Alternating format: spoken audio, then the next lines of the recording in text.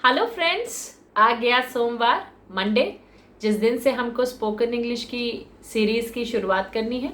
शुरुआत करने से पहले अपने आराध्य को एक बार नमन ज़रूर करिएगा और मन में ये भाव रखिएगा कि आप जिस सीरीज़ को आज सीखने चले हैं उसको बहुत अच्छी तरीके से सीख पाए। जैसा मैंने पहले भी आपसे बताया कि ग्रामर मैं यहाँ नहीं सिखाऊंगी। ग्रामर पर से कि ग्रामर की तरह हम नहीं सीखेंगे। हम सीखेंगे कि कैसे सेंटेंस सही बनेंगे। तो करीबन आप समझ लीजिए 4th क्लास के हिसाब की इंग्लिश मैं ऐसा समझती हूँ कि आपको आती होगी। तो ज़्यादा बात ना करते हुए काम पर चलते हैं, लेकिन उससे पहले एक बहुत इम्पॉर्टेंट बात मैं आपके साथ शेयर करना चाहती हूँ। डिस्क्रिप्शन बॉक्स में मैंने एक फेस ग्रुप का इनवाइट या एड्रेस दिया है, उसको प्लीज़ ज्वाइन करिए। वहीं पर आपको हर सेशन की, हर यूट्यूब सेशन की डिटेल्स मिलेंगी, उसको आप डाउनलोड कर सकते हैं। सेशन ख़त्म होने के बाद उसको रेफ़र कर सकते हैं, वहाँ अपने डाउट्स भी पूछ सकते हैं। मैं फिर से रिपीट करना चाहूँगी कि practice makes a man perfect. बोलने की कोशिश करेंगे तो ही आप स्पोकन इंग्लिश सीख पाएंगे। गलत हो सही हो, शुरुआत में गलत होगा, बाद में सही भी हो जाएगा। तो अभी फिलहाल हम सेशंस के द्वारा चलेंगे। आगे अराउंड 10 सेशंस के बाद मैं लाइव सेशंस पर भी आऊँगी, जहाँ पर हम 1-to-1 टॉक कर सकेंगे। और भी माध्यमों के हिसाब से मैं प्रैक्टिस करवाने की कोशिश आपको ज़रूर करूँगी। शुरुआत हम करेंगे सेंटेंस के आधार पर।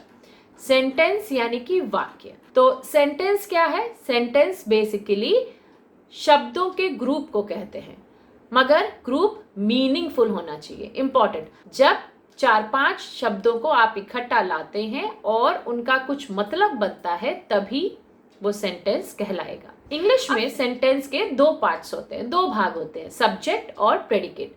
सब्जेक्ट का मतलब वो जिसके बारे में उस सेंटेंस में बात की जा रही है। और प्रेडिकेट क्या होता है? प्रेडिकेट होता है वो बात जो सब्जेक्ट के बारे में की जा रही है।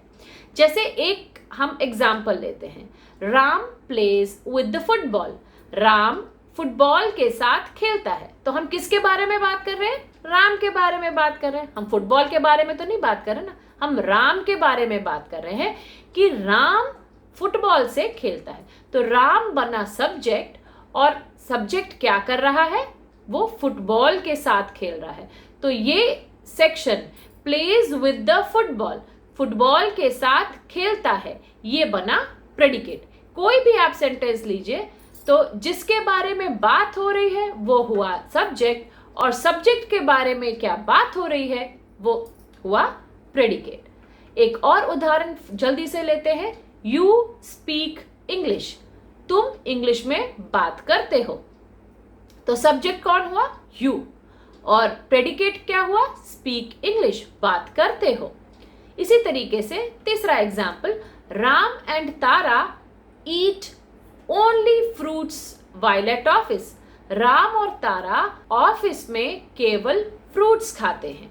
तो किसके बारे में बात हो रही है? राम और तारा के बारे में। तो राम और तारा बने सब्जेक्ट, और बाकी सारी चीज ईट फ्रूट्स व्हाइल एट ऑफिस, ये बना प्रेडिकेट। अब ध्यान देने वाली बात क्या है? यहाँ पर आपने जो एग्जाम्पल्स देखे हैं उसमें ध्यान देने वाली बात ये है कि प्रेडिकेट में वर्ब का होना जरूरी है। वर्ब क्या होता है? क्रिया, काम।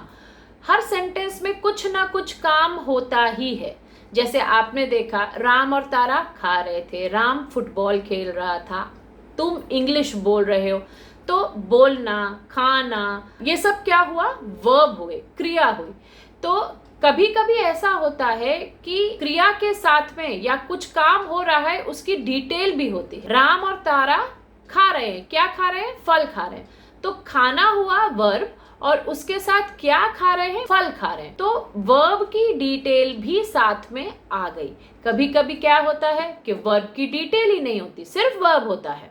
जैसे स्मोक राइजेस, यानी धुआं उड़ता है। तो उड़ता है कि डिटेल नहीं हो रही है, यहाँ पर कोई डिटेल नहीं दी गई है। प्रेडिकेट कई बार केवल वर्ब भी हो सकता है। कई बार आप देखें, आप रोड क्रॉस कर रहे हैं, या बच्चा ही कोई आपका कुछ बदमाशी कर रहा है और आप बोलते हैं रुको, स्टॉप। उस रुको में वो इंस्ट्रक्शन उस बच्चे के लिए होता है, तो आप सब्जेक्ट है वो इंक्लूडेड है, वो अंडरस्टैंडेबल है। अब आधी अधूरी लाइन को सेंटेंस हम नहीं कहते हैं। जैसे लोग जो बहुत काम करते हैं, अब लोग जो बहुत काम करते हैं, आगे क्या, लोग जो बहुत काम करते हैं बहुत सक्सेसफुल होते हैं, ये पूरा एक सेंटेंस बना।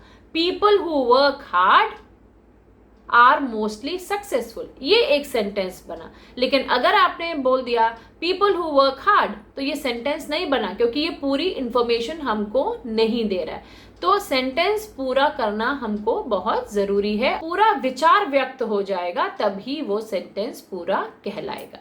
आज के लिए बस इतना ही। कोशिश करूंगी कि वीकली 2 या 3 वीडियो में डाल सकूं, डिपेंडिंग अपॉन द कॉम्प्लेक्सिटी। आपके लिए इंपॉर्टेंट ये है कि आप फेसबुक ग्रुप को ज्वाइन कीजिए, डिस्क्रिप्शन में दिया हुआ है मैंने ग्रुप डिटेल्स। असाइनमेंट्स को करिए, वापस वहां कमेंट भी कर सकते हैं। आपको कोई डाउट है उसको भी वहां पूछ सकते हैं। तो आज तक के लिए बस इतना ही। कोशिश करूंगी कि जिस भाव से आपने मुझे ज्वाइन किया है वो जल्दी ही पूरा हो और आप अच्छी से सही इंग्लिश बोल पाए। Bye bye.